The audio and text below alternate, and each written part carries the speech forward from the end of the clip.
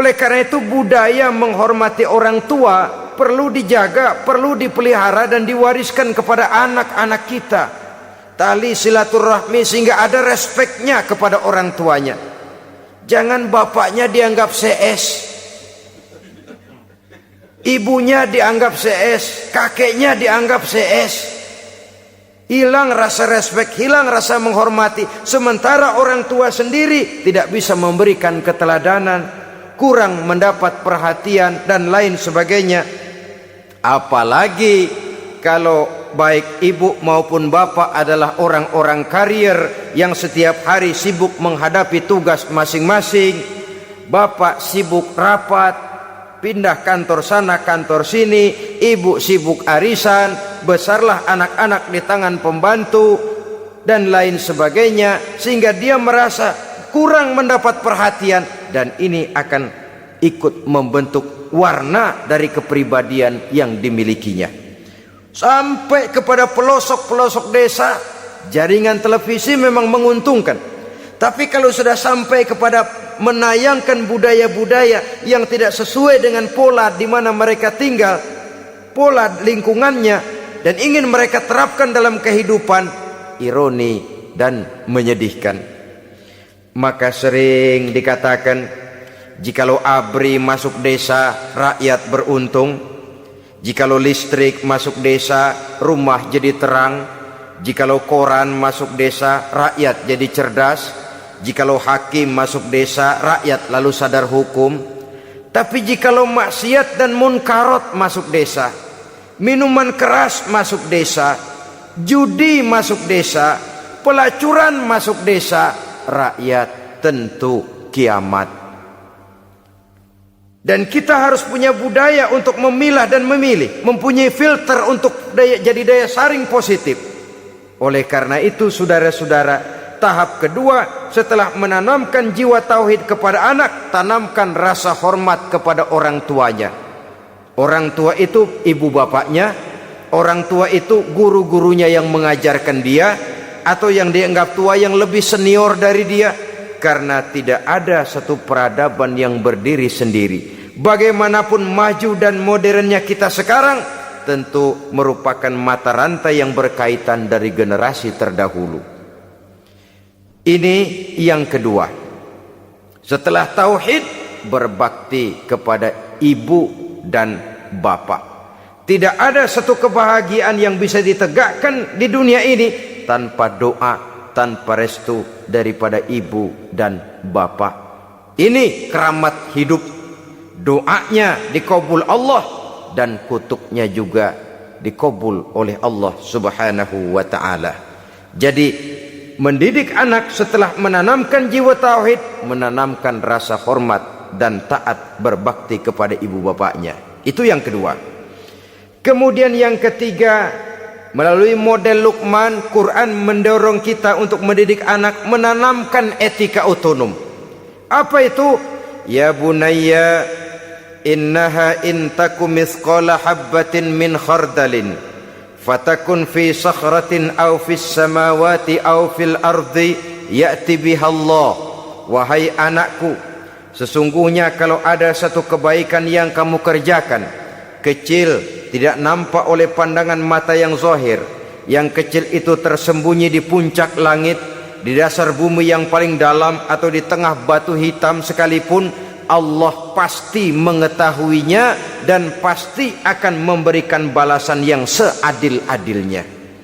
Pendidikan apa ini? Pendidikan moral, menanamkan etika otonom. Nah, kau berbuat baik jangan karena dilihat orang. Kau tidak mau melakukan kejahatan jangan cuma karena ada polisi. Kalau ada polisi kau tidak mau jahat, kucing juga begitu. Coba lihat kucing, taruh ikan asin di piring kaleng, tongkrongin, aduh kucing kalem, sopan, tenang. Sedikit kita lengah, habis ikan digarap. Tapi ditanamkan satu kesadaran, kemanapun kau pergi nak, apapun yang kau kerjakan, tersembunyi di tengah batu, di dasar bumi, di puncak langit, Allah pasti tahu. Dalam bahasa yang ringan, nak, kita ini diawasi oleh dua hiperkomputer yang maha sensitif, produksi langit, mereknya Rokib dan Atid. Itu komputer yang sangat peka dan sensitif. Jangankan kita berbuat, kita berniat baik saja, komputer sudah nyatat sendiri. Inilah yang orang sekarang namakan waskat, pengawasan malaikat. Kalau hidup sudah merasa diawasi oleh malaikat, waskat berhasil. Tapi kalau waskat sudah diawasi malah nekat, itu yang gagal. Atau yang diawasi dan yang mengawasi sama-sama sepakat, itu juga bisa cincai. Saudara-saudara kaum muslimin rahimakumullah, waskat dalam pengertian kita muslim, bagaimana hidup ini merasakan diawasi oleh malaikat. Intelektualitas yang tinggi sekalipun, IQ yang nilainya plus sekalipun, disiplin ilmu yang bagaimanapun banyak yang memenuhi benak kita, tanpa diiringi oleh etika otonom, orang sering mencari celah dan kesempatan. Mencari celah dan kesempatan. Tapi kalau sudah merasa, kemanapun saya pergi, dimanapun saya berada, kebaikan bagaimanapun sekecilnya saya lakukan, toh Allah pasti akan memberikan balasan. In khairan fa khairun, wa in syarran fa syarrun. Jikalau baik, baik balasan yang kita terima. Jikalau jahat, jahat kejahatan yang kita terima. Kalau sudah ke arah ini kita berpikir, maka sesungguhnya kalau kita berbuat baik kepada orang lain, hakikatnya kita sudah berbuat baik kepada diri kita sendiri. Lalu tidak ada merasa rugi berbuat baik kepada orang, karena manakala dia melakukan kebaikan kepada orang lain, artinya dia sudah berbuat baik untuk dirinya sendiri. Jadi setelah tauhid, kemudian berbakti kepada ibu bapak, yang ketiga baru pendidikan tentang akhlak, tentang moral. Pola ini yang sering terlupakan oleh kita, bahwa bagi kita itu pendidikan tidak lain upaya mencerdaskan otak anak. Jangan sampai sebab ini kelihatannya pembangunan makin maju, persaingan hidup makin tajam, tensi ekonomi semakin tinggi, sementara jumlah tenaga kerja dengan lapangan kerja yang tersedia jauh dari mencukupi.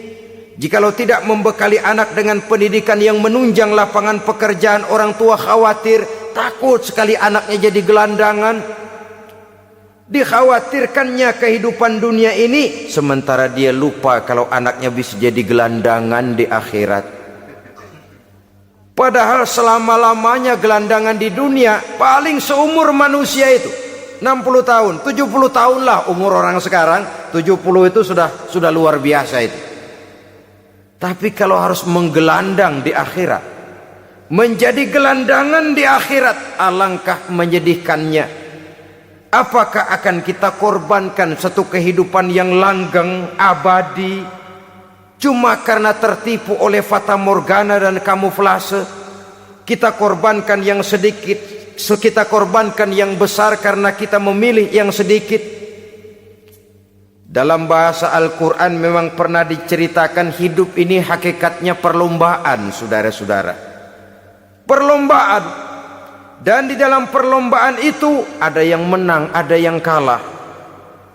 Al-Quran lalu memberikan peringatan, Alhaakumut takatsur, kamu telah lalai karena berlomba-lomba memperbanyak harta, mempertinggi pangkat dan kedudukan, hatta zurtumul maqabir, sampai kamu akan masuk ke liang kubur baru sadar. Apalagi kalau nafas sudah sampai di tenggorokan.